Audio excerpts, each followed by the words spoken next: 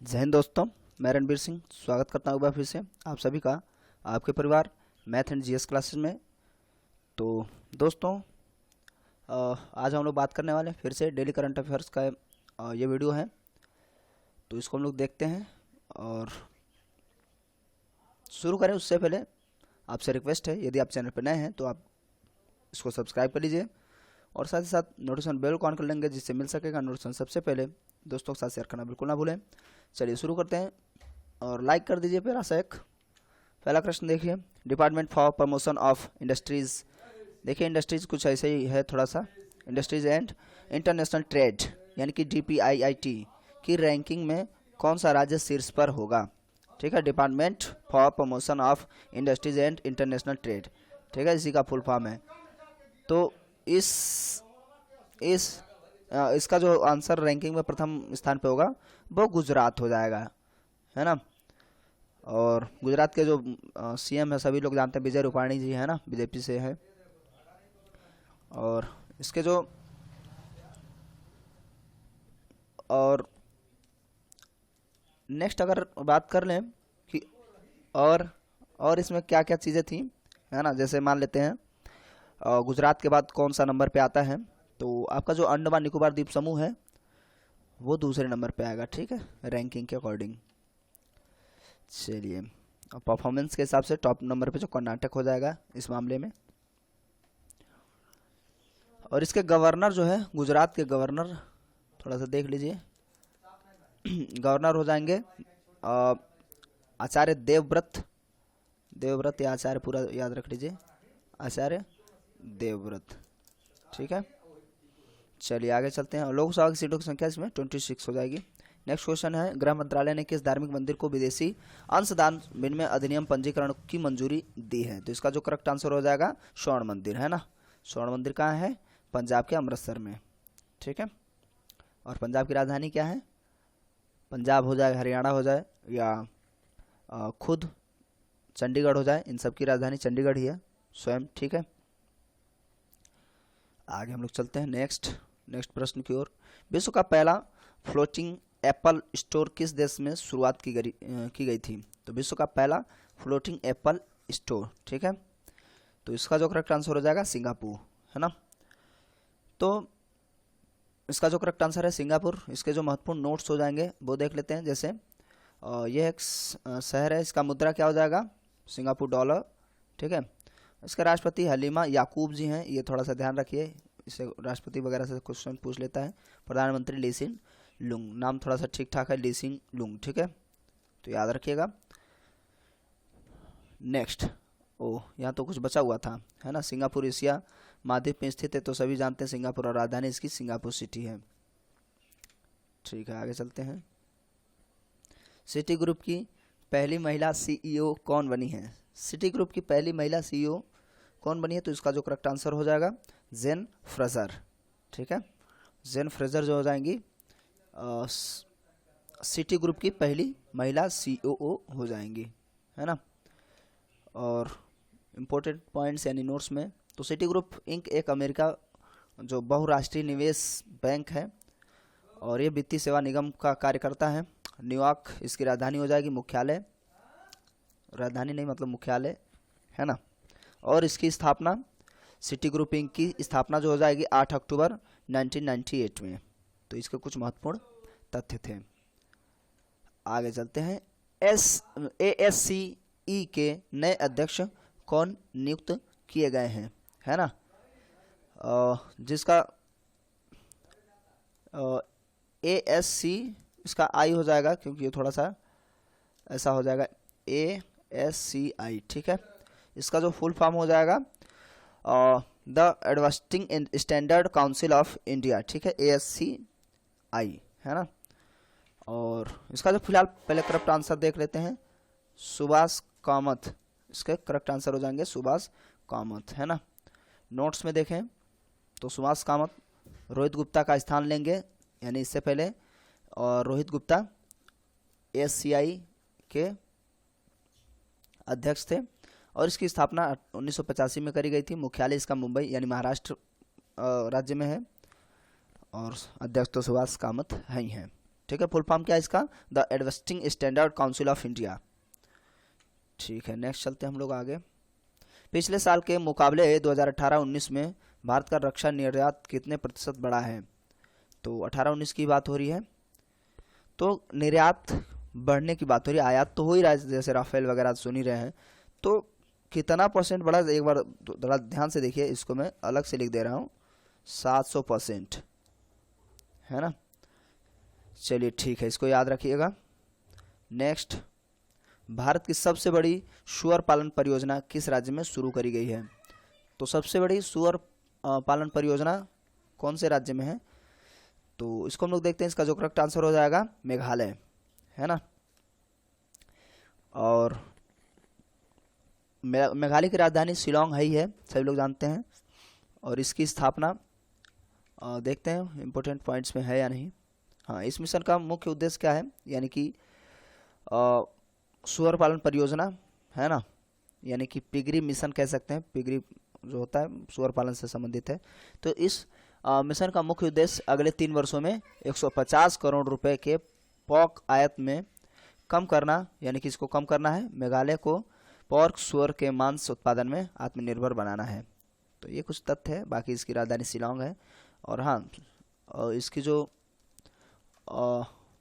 मेघालय की राजधानी शिलोंग तो है, ये स्थापना इसकी 21 जनवरी 1972 को हो गया था। लोकसभा की और राज्यसभा की सीटों की संख्या 2 और 1 है, यानी लोकसभा में 2 सदस्य जाएंगे, राज्यसभा में 1। विधानसभा की सीट इसकी टोटल 60 ही है।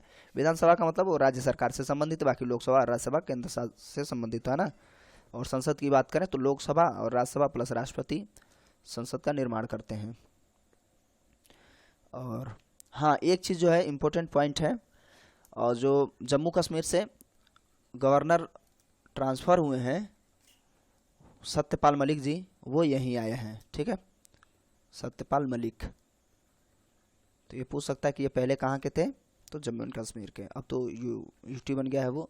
नेक्स्ट, पहले 5 राफेल विमानों को औपचारिक रूप से किस वायुसेना स्टेशन में शामिल किया गया है? ये क्वेश्चन आपका थंबनेल में भी था, आपने देखा होगा। तो जो इसका करेक्ट आंसर हो जाएगा वायु स्टेशन अम्बाला, है ना। तो अम्बाला में राफेल विमान को मतलब शामिल किया गया, और ये फ्रांस से खरीदा गया है, तो सभी जानते हैं, इतना ज़्यादा मुद्दा ये था बड़ा। बाकी हैरिस तूफान ने किन 2 देशों को प्रभावित किया हुआ है? तूफानों से क्वेश्चन बनेगा ही बनेगा, ठीक है। तो हैरिस तूफान किन 2 देशों को प्रभावित करता है? तो इसका जो करेक्ट आंसर हो जाएगा जापान और दक्षिण कोरिया, ठीक है, जापान और दक्षिण कोरिया। नेक्स्ट बात कर लें, किस देश ने पूर्व ऑस्ट्रेलियाई प्रधानमंत्री टोनी अबॉट को अपना व्यापारिक सलाहकार नियुक्त किया है? तो व्यापारिक सलाहकार नियुक्त करने वाला कौन सा देश हो जाएगा? उसका नाम हो जाएगा ब्रिटेन, ठीक है, जो टोनी अबॉट को अपना व्यापारिक सलाहकार नियुक्त किया हुआ है ना। और इसकी जो राजधानी है लंदन हो जाएगी। मुद्रा तो सभी जानते हैं पाउंड स्टर्लिंग, ठीक है। और इसके प्रधानमंत्री बोरिस जॉनसन हैं, ठीक है, जो ब्रिटेन के प्रधानमंत्री हैं बोरिस जॉनसन।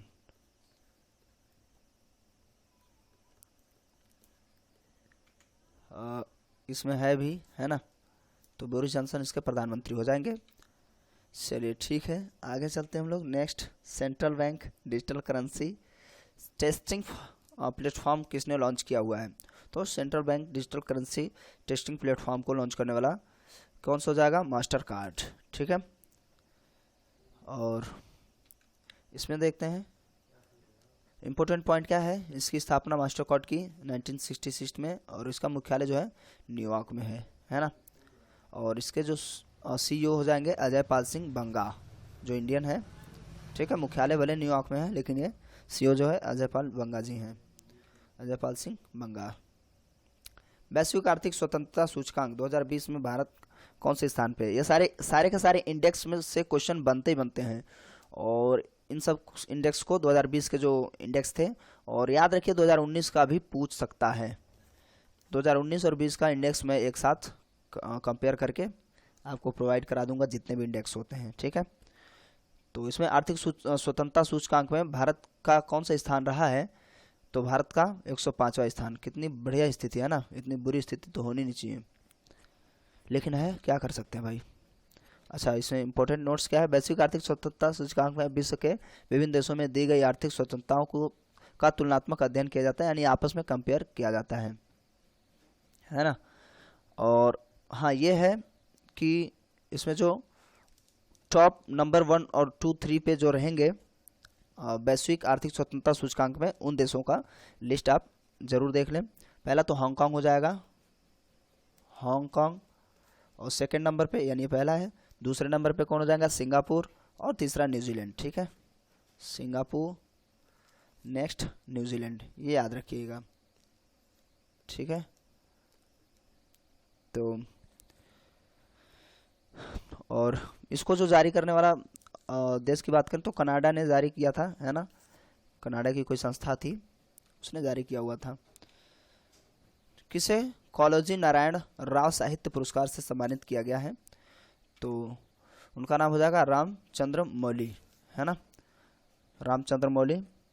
ये क्या है, और ये एक देखते हैं पॉइंट है या नहीं। हाँ है।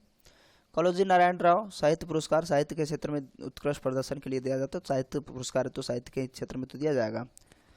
तो चंद्रमौली एक अच्छे खासे साहित्यकार हैं, इनका फिल्मों में भी कुछ योगदान है। ठीक है, दक्षिण दोनों दक्षिण है, क्या बात है भाई। दक्षिण सहयोग का अंतर्राष्ट्रीय दिवस है। ठीक है, होगा जो भी। दक्षिण सहयोग का अंतर्राष्ट्रीय दिवस कब मनाया गया, तो देखते हैं। इसका जो है 12 सितंबर को मनाया गया था। ठीक है, और इसमें क्या है, इस दिवस को मनाने का जो मोटो था, उद्देश्य था, वो दक्षिण के देशों के द्वारा किए गए आर्थिक, सामाजिक और राजनीतिक विकास को चिन्हित करने के लिए मनाया जाता है। ठीक है, तो ये याद रखेंगे। नेक्स्ट भारत, नेक्स्ट क्या, ये लास्ट है और ये आपके लिए प्रश्न होगा। ठीक है, मैं शायद भूल गया, मुझे इसके पहले शायद इसमें प्रश्न पिछले सेशन में हम लोगों ने दिया हुआ था, तो मैंने इंक्लूड नहीं किया हुआ है, तो वो बाय डिफ़ॉल्ट छूट गया है। चलिए ठीक है, इसका आंसर दीजिएगा, और इसके आंसर के साथ हम लोग नेक्स्ट सेट में मिलेंगे आंसर के साथ। फिलहाल इसका ऑप्शन देख लीजिए। भारत और किन दो देशों के बीच पहली त्रिपक्षीय वार्ता को वर्चुअल रूप से आयोजित किया गया है, और ये आपको अभी आपके सेट में ही था, तो कौन सा आप ध्यान से देख रहे थे तो आपको अभी तुरंत पता चल गया होगा किसके किसके साथ। ऑप्शन देख लीजिए, रूस और जापान, जापान और चाइना, फ्रांस और ऑस्ट्रेलिया, इनमें से कोई नहीं।